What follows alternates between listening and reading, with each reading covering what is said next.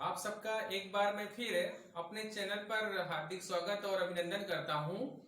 इस समय आप सबको इम्पोर्टेंट प्रश्न बताए जा रहे हैं जो कि आपकी बोर्ड परीक्षाओं में और हिंदी से संबंधित और भी जितनी परीक्षाएं हैं उन सभी परीक्षाओं के लिए ये क्वेश्चन बहुत ही इम्पोर्टेंट है।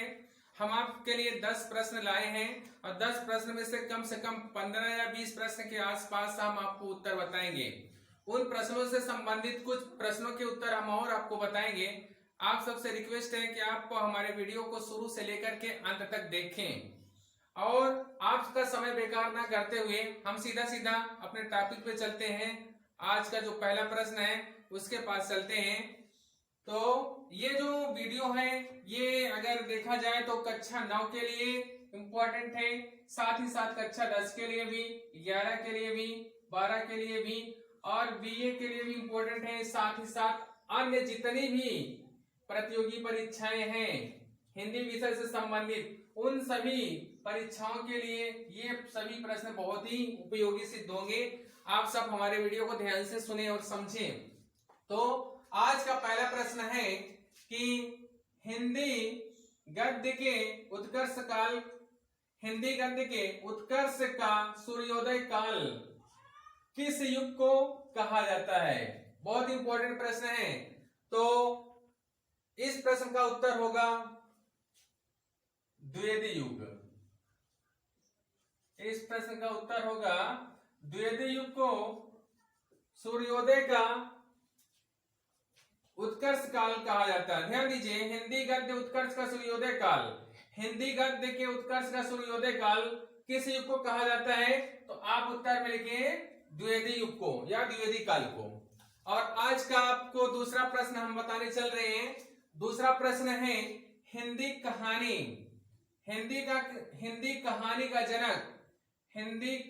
का जनक किसे माना जाता है? हिंदी कहानी का जनक, ये प्रश्न बहुत इंपॉर्टेंट है, आप लोग इसे ध्यान से समझें। हिंदी कहानी का जनक किसे माना जाता है? तो हिंदी कहानी का जनक माना जाता है किशोरी लाल गोस्वामी को। हिंदी कहानी का जनक किशोरी लाल गोस्वामी को माना जाता है। आप लोग इस प्रश्न को बहुत ही अच्छी तरह से याद कर ले, बहुत इंपॉर्टेंट है। हिंदी कहानी का जनक किसे माना जाता है? तो इसका आंसर होगा किशोरी लाल गोस्वामी। बहुत इंपॉर्टेंट क्वेश्चन है। और आज का तीसरा प्रश्न है कि चांद पत्रिका के संपादक कौन है? चांद पत्रिका के संपादक का नाम बताना है। चांद पत्रिका का संपादन किसने किया था? तो इसका उत्तर होगा महादेवी वर्मा। महादेवी वर्मा जी ने चांद पत्रिका का संपादन किया था। तो और इस प्रश्न से संबंधित आपको हम बता रहे हैं उत्तर। महादेवी वर्मा की बात की जाए तो महादेवी वर्मा छायावाद की कवयित्री मानी जाती हैं। महादेवी वर्मा किस युग की कवयित्री मानी जाती हैं? तो इसका उत्तर हो जाएगा छायावाद युग की। और अगर महादेवी वर्मा की जन्म की बात करें तो इनका जन्म हुआ था सन 1907 ईस्वी में। महादेवी वर्मा का जन्म हुआ था सन 1907 ईस्वी में फर्रुखाबाद जिले में उत्तर प्रदेश में हुआ था। और इन्हें आधुनिक युग की मीरा कहा जाता है। महादेवी वर्मा को, ये भी आप लोग ध्यान दीजिएगा, महादेवी वर्मा को आधुनिक युग की मीरा कहा जाता है। महादेवी वर्मा को आधुनिक युग की मीरा कहा जाता है। तो इनसे संबंधित आपको हमने आज कई प्रश्न बताया है। और यामा इनकी एक प्रसिद्ध रचना है जिस पर इन्हें ज्ञानपीठ पुरस्कार मिला था। ज्ञानपीठ पुरस्कार महादेवी वर्मा को यामा रचना पर मिला था। आप लोग इस बात को भी ध्यान दें। तो आज का 3 प्रश्न पूरा हुआ और चौथा प्रश्न आज का है 84 वैष्णवन की वार्ता के लेखक कौन है? 84 वैष्णवन की वार्ता के लेखक का नाम आपको बताना है कि 84 वैष्णवन की वार्ता के लेखक कौन है? तो इसका आंसर होगा आप लोग ध्यान दें, 84 वैष्णवन की वार्ता के लेखक हैं गोकुलनाथ।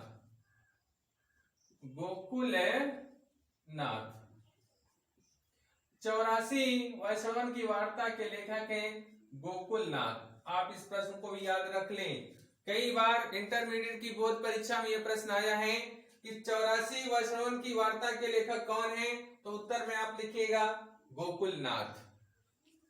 आज का 5वां प्रश्न है कि कबीर वाणी के डिक्टेटर थे। कबीर वाणी के डिक्टेटर थे किसने कहा? कबीर वाणी के डिक्टेटर थे, इस कथन को किसने कहा? तो इसका उत्तर होगा हजारी प्रसाद द्विवेदी।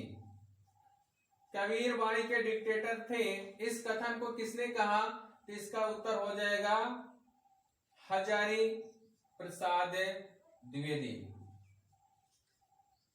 हजारी प्रसाद द्विवेदी इस प्रश्न का उत्तर होगा। और हजारी प्रसाद द्विवेदी का अगर जन्म की बात की जाए तो इनका जन्म 1907 ईस्वी में इनका जन्म हुआ था और 1979 ईस्वी में इनकी मृत्यु हुई थी। और इनकी एक बड़ी फेमस रचना है अशोक के फूल। अशोक के फूल इनकी बड़ी फेमस एक रचना है। और साथ ही साथ अशोक के फूल के अलावा एक रचना है कुटज। ये भी निबंध है और कुटज भी निबंध है। ये दोनों रचनाएं कई बार बोर्ड पेपर में पूछी गई हैं। आप लोग इनकी रचनाओं को याद कर लीजिए। हजारी प्रसाद द्विवेदी की रचना है अशोक के फूल और कुटज, और दोनों निबंध से संबंधित हैं। दोनों निबंधात्मक रचनाएं हैं और इनका जन्म 1907 में हुआ था और मृत्यु 1979 में। आप देखते हैं आज का छठा प्रश्न, कबीर की वाणी को सधुक्कड़ी किसने कहा? कबीर की वाणी को, कबीर की भाषा को यानी कि उनकी वाणी को या भाषा को सधुक्कड़ी किसने कहा? तो इसका उत्तर होगा कबीर की वाणी को सधुक्कड़ी वाणी किसने कहा? इसका उत्तर हो जाएगा आचार्य रामचंद्र शुक्ल। आचार्य रामचंद्र शुक्ल ने कबीर की वाणी को सधुक्कड़ी वाणी कहा। आचार्य रामचंद्र शुक्ल ने कबीर की भाषा को या कबीर की वाणी को सधुक्कड़ी भाषा या सधुक्कड़ी वाणी कहा। अब आचार्य रामचंद्र शुक्ल का अगर हम जन्म के बारे में बात करें तो इनका जन्म हुआ था सन 1884 ईस्वी में इनका जन्म हुआ था और इनकी मृत्यु हुई थी सन 1941 ईस्वी में। जन्म हुआ था 1884 ईस्वी में और मृत्यु हुई थी 1941 ईस्वी में। और अगर आचार्य रामचंद्र शुक्ल की बात की जाए तो ये बहुत बड़े आलोचक माने जाते हैं। आलोचक हिंदी साहित्य में इनका स्थान एक बहुत ही प्रसिद्ध आलोचक के रूप में जाना जाता है और इनकी एक आलोचनात्मक रचना है हिंदी साहित्य का इतिहास। हिंदी साहित्य का इतिहास इन्हीं के द्वारा लिखा गया एक बहुत ही फेमस रचना है। हिंदी साहित्य का इतिहास किसने लिखा? आचार्य रामचंद्र शुक्ल ने। अब अगला प्रश्न है, कबीर की भाषा को पंचमेल खिचड़ी किसने कहा? यह भी बहुत इंपॉर्टेंट प्रश्न है। कबीर की भाषा को पंचमेल खिचड़ी किसने कहा?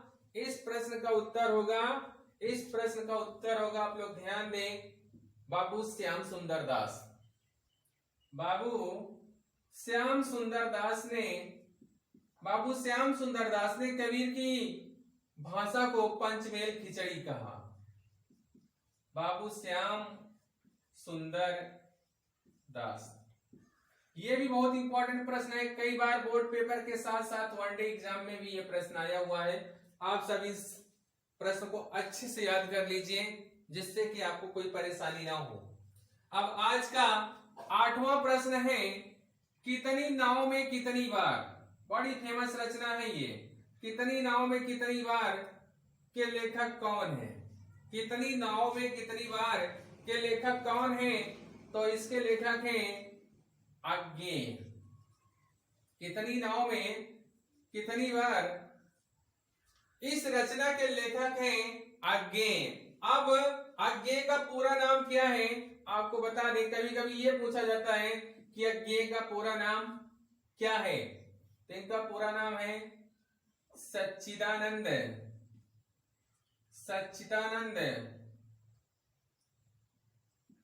हीरानंद। सच्चिदानंद हीरानंद वात्स्यायन अज्ञेय। अज्ञेय का पूरा नाम है सच्चिदानंद हीरानंद वात्स्यायन अज्ञेय। आप इस प्रश्न को याद कर लीजिए। कई बार ये भी बोर्ड पेपर में पूछा गया है कि अज्ञेय का पूरा नाम क्या है। और ध्यान दें, कितनी नाव में कितनी बार, इस रचना पर अज्ञेय जी को ज्ञानपीठ पुरस्कार मिला था। ज्ञानपीठ पुरस्कार मिला था। आप इस प्रश्न को याद कर लें। अज्ञेय की जो ये फेमस रचना है, कितनी नावों में कितनी बार, इस रचना पर अज्ञेय जी को ज्ञानपीठ पुरस्कार मिला था। आप इस प्रश्न को भी अच्छे से याद कर लें। और तार सप्तक का प्रकाशन की बात करें, तार सप्तक का प्रकाशन की बात करें तो यह प्रकाशन अज्ञेय के द्वारा किया जाता था। तार सप्तक का प्रकाशन किसके द्वारा किया जाता था? तो इसका उत्तर होगा अज्ञेय के द्वारा। और एक बात आप लोग ध्यान से समझें कि अज्ञेय का प्रकाशन, अज्ञेय ने तार सप्तक का प्रकाशन सन 1943 ईस्वी में किया था। ये भी प्रश्न पूछा जाता है कि तार सप्तक का प्रकाशन किस वर्ष हुआ था? तो आप उत्तर में लिखिएगा सन 1943 ईस्वी में तार सप्तक का प्रकाशन हुआ था। अब आज का प्रश्न नंबर 9 है, कवि वचन सुधा। कवि वचन सुधा पत्रिका के संपादक कौन थे? कवि वचन सुधा पत्रिका के संपादक कौन थे? ये भी कई बार पेपर में आया हुआ प्रश्न है। आप लोग इसे भी याद कर लें। कवि वचन सुधा पत्रिका के संपादक कौन थे? तो इसका उत्तर हो जाएगा भारतेंदु हरिश्चंद्र। भारतेंदु हरिश्चंद्र। आप इस प्रश्न को भी अच्छे से याद कर लें। कवि वचन सुधा पत्रिका के संपादक कौन थे? तो भारतेंदु हरिश्चंद्र। भारतेंदु हरिश्चंद्र। इन्हीं के नाम पर भारतेंदु युग का नाम पड़ा। भारतेंदु युग किसके नाम पर पड़ा? अगर ये प्रश्न कभी पेपर में आए तो भारतेंदु हरिश्चंद्र के नाम पर भारतेंदु युग का नाम पड़ा। और भारतेंदु हरिश्चंद्र का जन्म सन 1850 ईस्वी में हुआ था। सन 1850 ईस्वी में भारतेंदु हरिश्चंद्र का जन्म हुआ था और इनकी मृत्यु हुई थी सन 1885 में। 1885 ईस्वी में इनकी मृत्यु हो गई थी और ये मात्र 35 वर्ष की अवस्था में इन्होंने हिंदी साहित्य की बहुत बड़ी सेवा की और इन्हीं के नाम पर भारतेंदु युग का नाम भी पड़ा। और इनकी एक रचना, बड़ी फेमस रचना है। इनकी एक बड़ी फेमस रचना है जिसमें आपको बताएं कि काफी लोग उसको सुन करके बड़ा आनंदित महसूस होते हैं। इनकी रचना तो बहुत सी हैं, लेकिन एक रचना है जिसको लोग देखते हैं तो बड़ा उनको आनंद आता है, अंधेर नगरी। कई बार ये पेपर में पूछी भी गई है कि अंधेर नगरी किसके द्वारा लिखी गई रचना है, तो ये आप लोग बताइए। भारतेंदु हरिश्चंद्र के द्वारा ये लिखी गई रचना है। और आप लोग जाने एक सुलोचना है, सुलोचना रचना भी भारतेंदु हरिश्चंद्र के द्वारा ही लिखी गई है, आप इसे भी याद कर ले। और एक रचना है भारत दुर्दशा, भारत दुर्दशा भी भारतेंदु हरिश्चंद्र के द्वारा ही लिखी गई रचना है। और आप लोग अब प्रश्न नंबर 9 को देखें, 10 को देखें।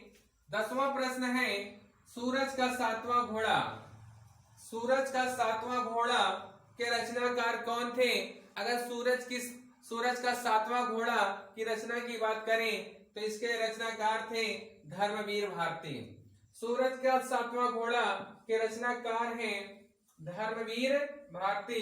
तो आप इसका उत्तर लिखिएगा धर्मवीर भारती। धर्मवीर भारती इस रचना के लेखक हैं। और धर्मवीर भारती की बात करें तो इनका जन्म अपने इलाहाबाद जिले में हुआ था, जो वर्तमान समय में प्रयागराज के नाम से जाना जाता है। तो धर्मवीर भारती का जन्म इलाहाबाद यानी कि प्रयागराज में हुआ था। तो आज आप सबको कुल मिलाकर के 10 प्रश्नों के उत्तर बताए गए हैं, और 10 प्रश्नों के उत्तर में से आपको कुछ और उन प्रश्नों से संबंधित उत्तर बताए गए हैं। कुल मिलाकर लगभग 20 प्रश्न के उत्तर आपको बता दिए गए हैं। उम्मीद करते हैं कि आप सबके समझ में आ गया होगा। अगर कहीं से कोई प्रश्न आपके समझ में ना आया हो तो आप कमेंट करिए, आपके कमेंट का उत्तर हम जरूर देंगे। लेकिन आप सबसे एक छोटा सा रिक्वेस्ट है कि आप लोग हमारे वीडियो को पूरा देखें, शुरू से लेके अंत तक देखें। अगर हमारे वीडियो में कोई कमी हो तो आप लोग जरूर कमेंट करिए, आपके कमेंट का उत्तर हम जरूर देंगे। और साथ ही साथ आपसे रिक्वेस्ट है कि हमारा वीडियो आप लोग देखें, सब्सक्राइब करें और अपने दोस्तों के पास शेयर करें, और ज्यादा से ज्यादा लोगों को देखने के लिए प्रेरित करें, जिससे कि हमारा वीडियो ज्यादा से ज्यादा लोग देख करके फायदा उठा सके। आज आपको बस 10 ही प्रश्न बताए जाएंगे और अगला वीडियो में कल बनाऊंगा। और आप सबसे निवेदन है कि आप लोग हमारे वीडियो को देखें। और अब मैं आपसे विदा लेता हूं वीडियो देखने के लिए। आप सबको एक बार फिर बहुत बहुत धन्यवाद।